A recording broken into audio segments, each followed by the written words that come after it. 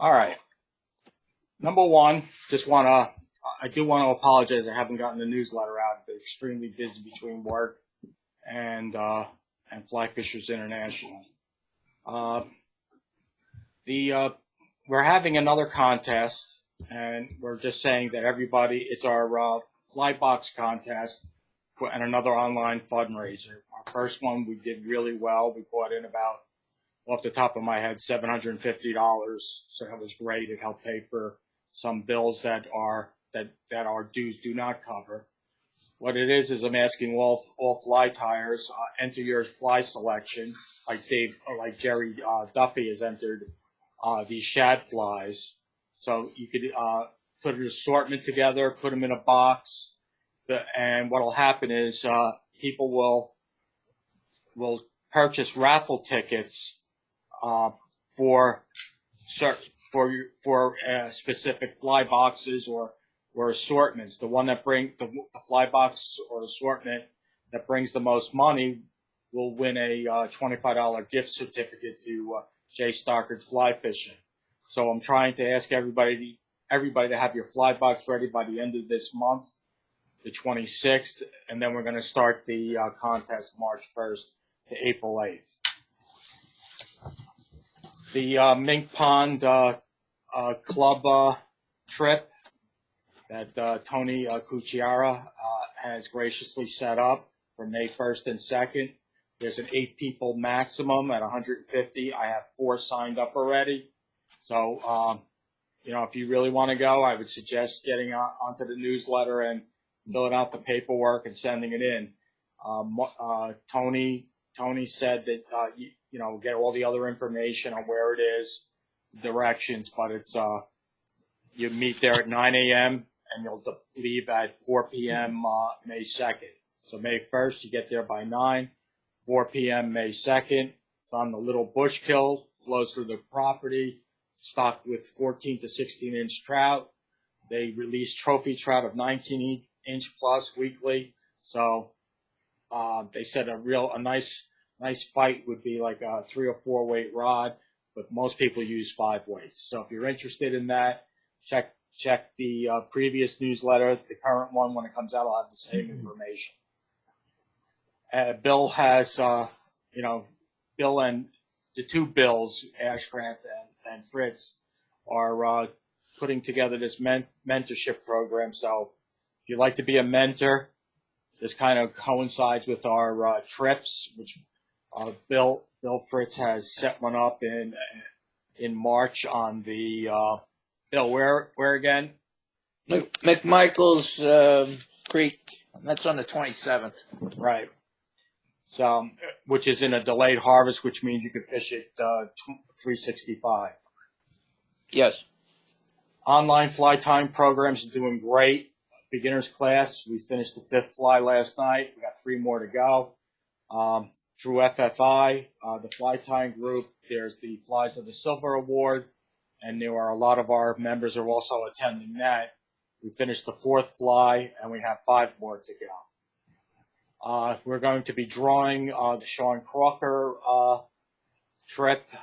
Spend a day with Sean today. Steve's going to draw it.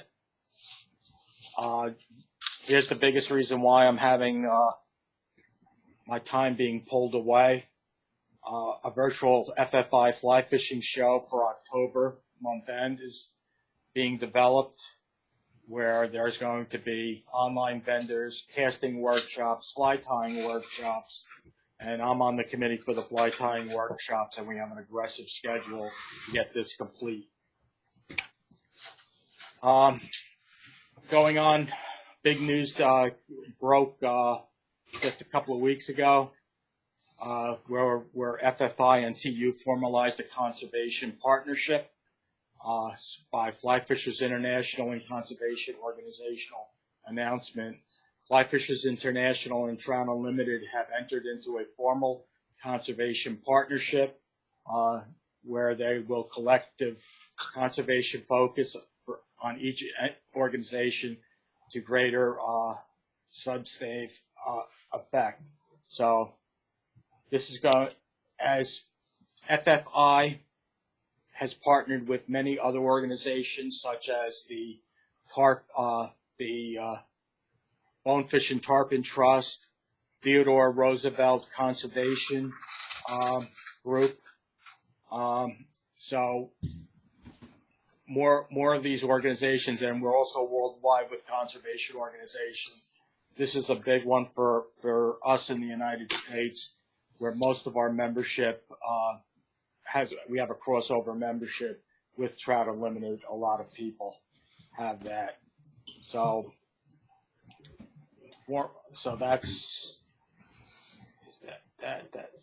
that's it. Steve, are you on? Yes. Can you hear me? Yeah, I can hear you. Hold on 1 second. I'm looking. I gotta find you. Here we go. Is Sean on also? Yeah, I'm here. All right, Sean. I didn't see your video on. Yeah, I'm driving in the car right now. All right. Sorry. No problem, Sean. I was going to highlight you also.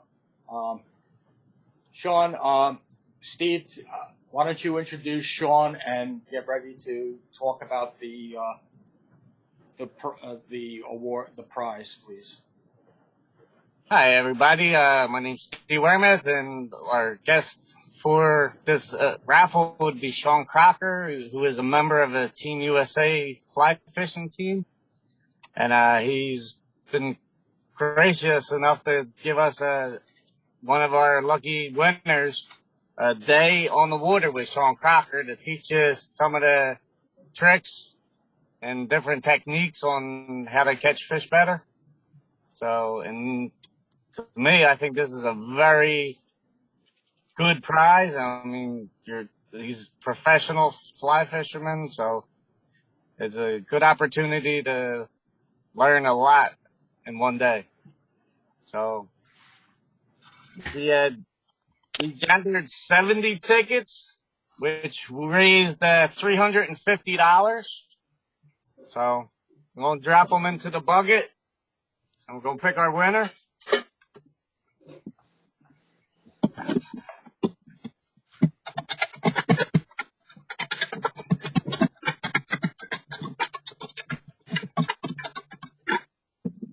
All right.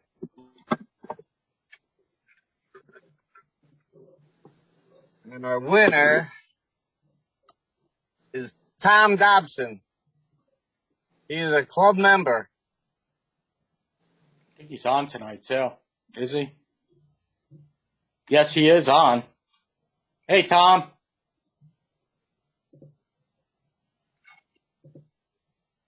Congratulations, Tom. Tom is on. Hey, Tom. So, Sean, how you doing, Sean? Yes, sir. I'm doing fantastic. How you doing, guys? Doing great, Sean. So, anything you'd like to add, Sean, while you're driving? No, it's a good opportunity. You know, it was one of those things when I've been fly fishing for over 30 years, and when I started competitive fly fishing back in 2008, kind of really learned a lot. And you know, being on Team USA now, this is my second cycle on Team USA. I've been able to and blessed to fish against and with people from all over the world, competitors from all over the world, teams from all over the world. I spent weeks with Pablo Cascarpino and Julian from France, these world champions, and I've amassed a lot of knowledge and a lot of good techniques and things, especially even to my own teammates, guys that you probably see on the web, Lance Egan, Devin Olson, George Daniel. They're all very good friends of mine. So this is a great opportunity to spend a day on the water. It could be on your favorite stream, maybe a stream that you struggle catching fish on. And I'll teach you kind of the methods that I've learned fishing throughout, you know, other countries and also fishing with guys from all over the world. And put more arrows in your quiver. This way, next time you go on any piece of water, you'll be able to really, you know, do a couple more things that you weren't able to do before. If my goal is to get you to have a great day, you learn a bunch of things, and maybe add a couple techniques to what you already do, it's definitely worth it. Thank you so much, Sean. Yeah, thank you, Sean. The club really appreciates that. Hey guys, Hey, about time you got on. Hey, Tom, Hey, how I'm you so doing? computer illiterate. It's lucky I'm here. Yeah, Tom knows me. Hey, Sean, how you doing? I can't believe I Good, won a Tom. trip with you. We'll have You're fun, gonna have a man. lot of teaching to do, buddy.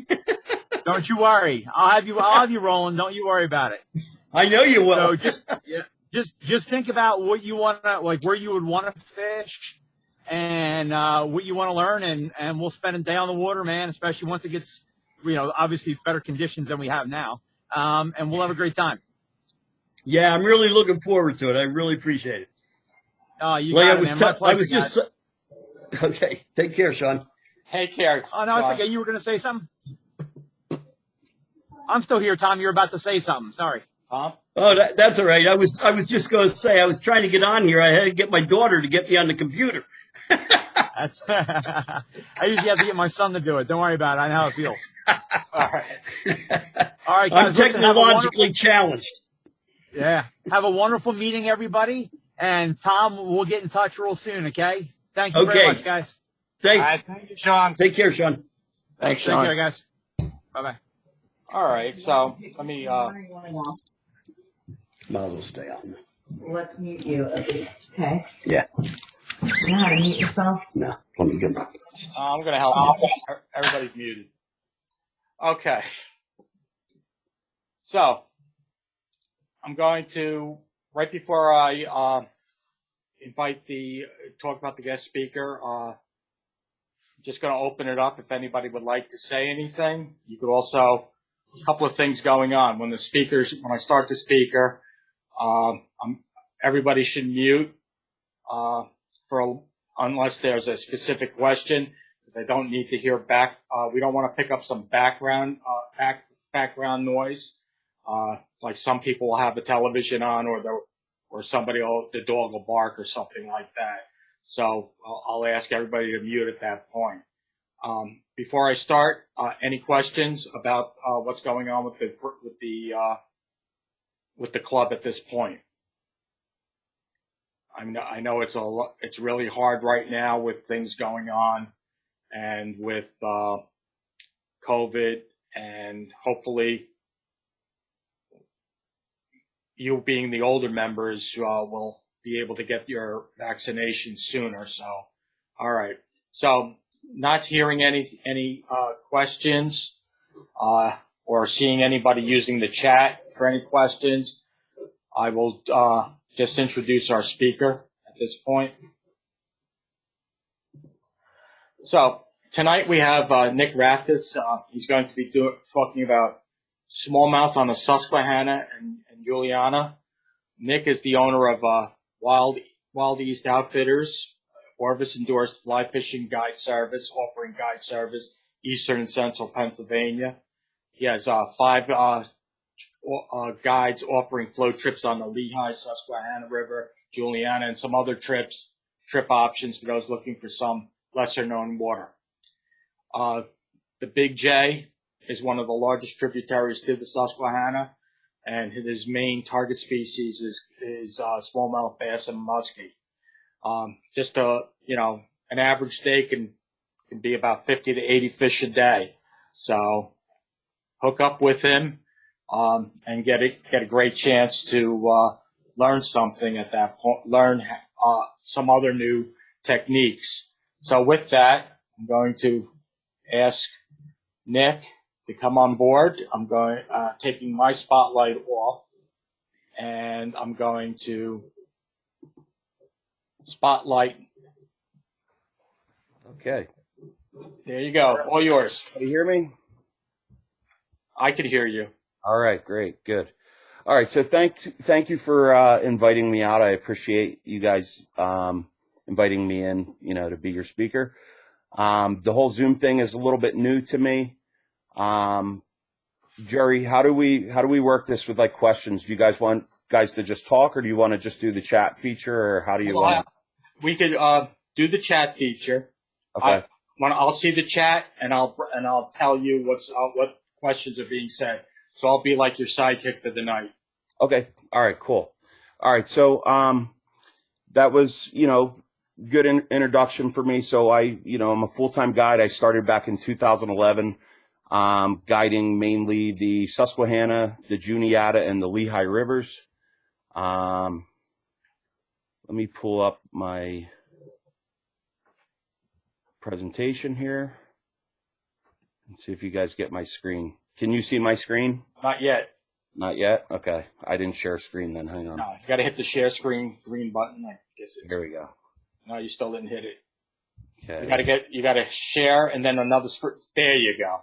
Got it. All right, Then cool. you can do a All right, so we'll click slideshow. slideshow. All right, cool. Great. Perfect. All right, so I started back in 2011. I started out doing, walk and wade trips and stuff like that, to get started with guiding.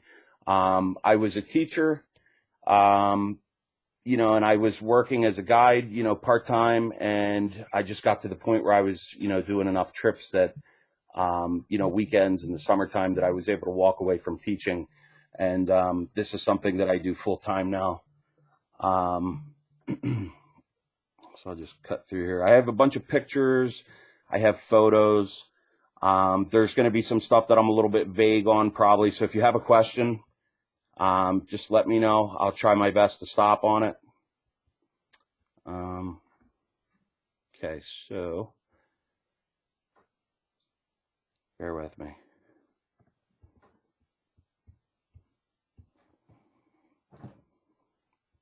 Just gearing up here. So Jerry, just giving you a heads up, my the little clicker for the mouse, Yeah. it's not showing on my screen. So with the chat feature, I'm not able to pull that chat feature up. So don't worry about the chat. I'll take care of it from there. okay. If anybody chats, I will see it and let you know. Okay. All right, cool. So, a couple things about the business. We have 5 guides running trips. I think we may have 1 or 2 more coming on this year. We're involved with a lot of the local Trout Unlimited clubs. So we try to support, local fishing clubs and stuff like that, with, going out and volunteering and helping doing river cleanups. And, this year, it didn't last very long. But I was a board member of Lehigh Coldwater Fishery Alliance, and I was the sitting president for about a year, and I stepped down because of all the COVID stuff that, having kids home from school, and just wasn't really able to put the time in that I needed to put in for it. So I'm back on the board now and just I'm one of the Indians now. I'm not a chief. So maybe in the future when things, maybe stabilize a little bit, I'll go back to running that organization. So couple things, if you want to read a little bit about the guide service, you can read about the Lehigh River. I did an article in Fly Fisherman Magazine a couple years ago. So if you search for Lehigh River Fly Fisherman Magazine, you'll see a digital article that'll come up, and that's an article that I wrote to give you a little background. What I'm going to talk about today, I'm going to talk a little bit about the Susquehanna and the Juniata. So it's not going to be like river specific. They're both very similar rivers, and the Juniata is, the largest tributary to the Susquehanna. And, I say it rivals the Susquehanna as a smallmouth bass fishery. In a lot of ways, I think it's probably better than the Susquehanna. So we cover roughly 55 miles of river on the Susquehanna, starting basically at the mouth where it, where the mouth of the Conneaut dumps into the Susquehanna. So if you're familiar with like the Harrisburg area or Camp Hill, the Conneaut is a river that flows in on the west shore opposite from Harrisburg. So generally we're guiding anywhere from Harrisburg. I don't do anything below Harrisburg. So Harrisburg all the way up to Sunbury. And Sunbury is probably even a little far too. Like occasionally I'll go up that high, but I stop at an area called Mahantongo usually, or like the mouth of Penns Creek is about as far up as I usually go. So it's a big river. There is a lot of different, variables that go into the fishery. Like if you know the Susquehanna River, you know that it's a very wide river. In some spots, it's almost a mile wide. And there's tons and tons of tributaries in that river. And, it's almost like saltwater fishing. Like you have to really pay attention to a lot of the conditions on the river. You could get rain in New York, like a 4-hour, 5-hour drive away, 7 or 8 days before you go to fish the Susquehanna, and you have beautiful weather on the Susquehanna. And then out of nowhere, you're just sitting there in the river and you're looking at the water. You're like, why is the water changing color? And you start to see like a little bit, the river starting to rise a little bit. You might be getting that slug of rain that came from, upriver, or a big slug of rain that came from Penn's Creek or one of the bigger tributaries, like up the Juniata River or the Connedaguinet, or, like Sherman's Creek or something like that, So if you kind of know the area that I'm talking about here, so if you want to figure out a spot where you can access the Susquehanna River, you can basically just head to the town of Duncannon. Right there in Duncannon, there's river access. And there's some river access, off of Route 322, like around Dauphin. If you've ever went out and fished like Clark's Creek or anything like that, if you get off at like the Stony Creek exit or the Dauphin exit, like right in town there, you can access the river. There is some, wade opportunities there when the river's low, but you want to make sure you have, proper, footwear and stuff like that. You want to make sure you have studs and stuff. But again, you are going to be limited. It is a very big river. And then coming in on that east side, you have a lot of deep water. So it can be a little challenging to wade. Now, when you head up 322, then you'll pass like the sheets in Duncannon, and then you get on Route 11 and 15. So if you've ever driven out to like Penn's Creek or State College, some people would get on Route 11 and 15. And that's basically that whole stretch. It's a straight shot, pretty much Route 11, 15, just on that road. That's where I guide. And, if you just drive along that, you'll see all the boat accesses. Like you'll see Montgomery Ferry, you'll see Liverpool, you'll see Mahantongo.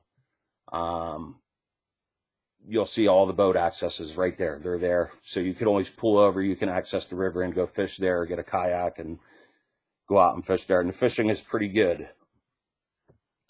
Now, the Juniata, if you've ever driven out to, again, Penn's Creek or, State College, if you've driven along Route 322, you see the Juniata River there, like when you're driving up along those cliffs and you can see down into the river. It's a really neat river. It's basically like a mini Susquehanna River. It has, all the same features, all the limestone ledges and boulders and grass beds.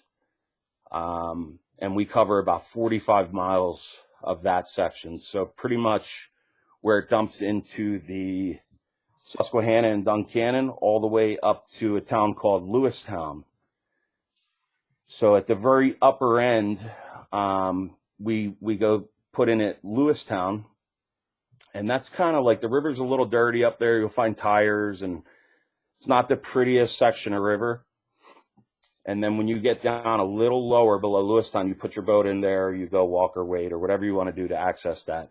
And then you get down into the area that we call the Narrows, which is where, it's all fast water. You have mountains on both sides of you. You have 322 there. People are driving along the road there, but really good fishing through there. It is very tough access. It's tough to wade fish there.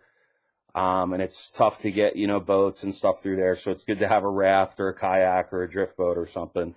You won't see many jet boats and stuff like that up there. But the fishing is generally very good in there, and it's, very good nursery water. You're generally not going to find really big fish in the Juniata as often as you would in the Susquehanna. Your average fish is probably going to be about 8 to 12 inches, which is pretty good. If you know how smallmouth fight, when you hook a 12-inch smallmouth, it feels like, a big trout or a big fish. They're very strong fish for their size. But if you're looking to rack up numbers and catch lots of fish, and do it all day, the Juniata is a great place to do that. You know, if I go out on the Juniata and we catch, you know, 20, 25 fish, that would be considered a very slow day on that river. So with that being said, I said that your average fish is generally going to be smaller on the Juniata. That is true, but most of my biggest fish that I've caught in the system have come out of the Juniata. So I'm generally, when I do catch a big fish, it's usually from the Juniata, and I don't know why that is. I have no idea why, but the biggest fish come from there that I've caught. So, in the picture on the top left there, you can see that's a Juniata smallmouth. And that was from an area that's from Green Valley, right at the Green Valley campground. So that's a neat little campground there. They let you access the river there, and you can get in, you can wade fish down there. So good access. I think you have to pay them like a couple bucks to, you know, access the river at the boat ramp there. Other than that, you know, it's easy. Right off the 322 on the Juniata Parkway is what it's called. Okay. So I have some video here. I have a lot of videos and photos, and I'll talk flies, I'll talk some leaders, I'll talk lines. I'll talk about a lot of different stuff here. But this is just to kind of give you an idea of what the river looks like and what the fishing is like here.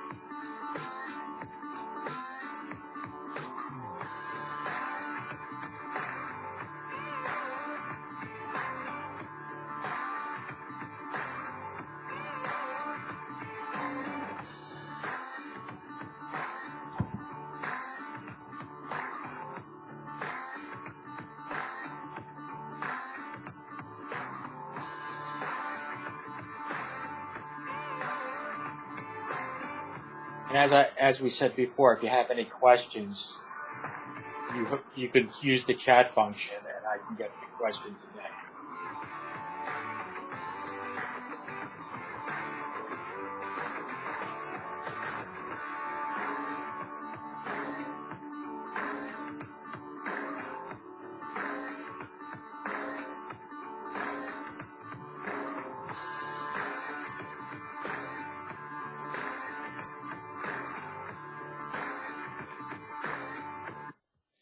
Alrighty. Well, a lot of that video was taken midsummer, and that was one of my most memorable days on the river. That was right before we had a whitefly hatch that evening.